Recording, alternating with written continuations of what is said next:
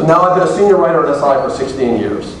Magazine comes out once a week. When I got hired, I was told 15 or 20 stories a year, we're good to go. We'll give you a paycheck every other Thursday for 15 or 20 stories a year. Just make them really good. That was the guiding principle at SI. You don't have to write a lot of stories, not as many as you wrote when you were newspapers, but they've got to be good. Take 2 or 3 weeks to do the story. I hung out with a track athlete in England. I hung out with a skier in Austria. Weeks at a time. Then I'd go back and talk to 100 more people, then write this brilliant story. Sometimes they were brilliant, sometimes not, but they were always pretty good because I had time. Well, I don't write 20 stories a year anymore. Let me give you an example. Before I was covering the basketball tournament, I was at the Olympic Games in Vancouver. I wrote 23 stories just during the Olympic Games. Now, 3 of them were for Sports Illustrated, but 20 were for SI.com. Typical day. Get to this ski hill. I was covering a lot of skiing races. Bunch of skiers race, interview them, run back inside and write a story for SI.com. Run back outside, interview some more people that are a little further from the story or a little more deeply involved so that I have a notebook full to write a story for the magazine in a few days. And as the race is going on, I'm tweeting every skier that comes down the hill. Now, I don't know what you guys think about Twitter. I have a 22-year-old daughter who says it's for old people, which may be the truth because it seems to be used by media people to further their news. But then I would also have to post a link to my web story and my magazine story on my Facebook page. And that's why it would be a great thing for Sports Illustrated. Everybody in this room friended me on Facebook right when I walk out of here. I'll explain that in a minute. My kids both friended me, but they blocked me from seeing any of the good stuff.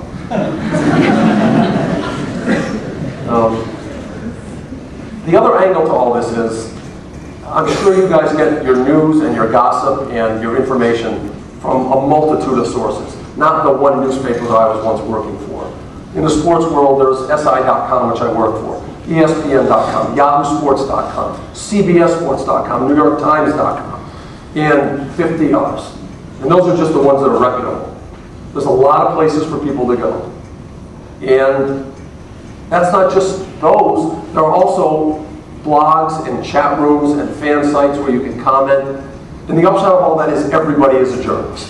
Everybody with an opinion is a journalist. Everybody who can argue with the other guy, the previous commenter on the website is a journalist. And I'm not saying he's not, I'm just saying it's different from what I do.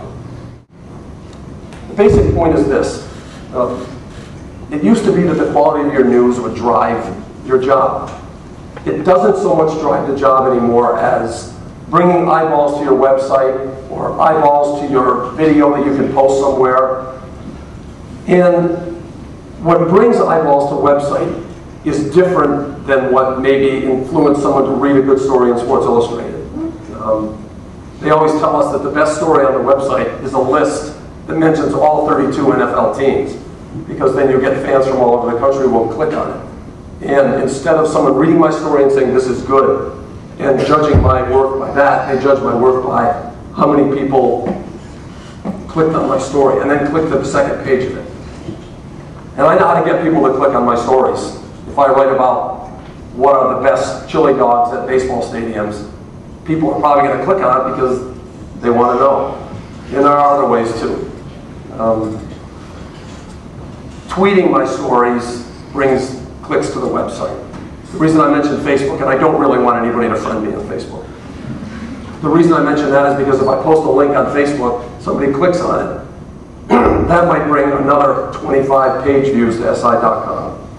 And it's a very different way of evaluating whether I'm doing my job or not, and whether we're doing our job or not.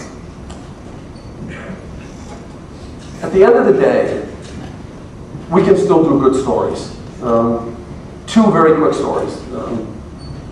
Right after 9/11 occurred in 2001, I went to Staten Island and did a story on a football player who had 3 brothers who were firemen when the World Trade Center collapsed.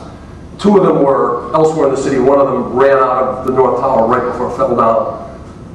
And this was this galvanizing moment for this family between 3 firemen and 1 professional football player who felt that he didn't deserve all the money he was getting. And what happened to his brothers at 9/11 really made him realize that he was probably overpaid and over-publicized for what he did.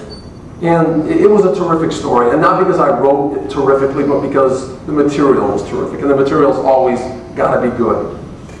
Now that's a story that I can probably only Sports Illustrated or maybe a couple other entities can do. It's a story that only we can do well. But it took time, it took access, it took hard work, and it's not something that I could have done in a half hour and posted on my Facebook page. Now, I want you to leave you with that thought and the idea that where are we going from here? My short answer is I have no idea. I don't know if there's too much information out there and too much information for us all to catch up to.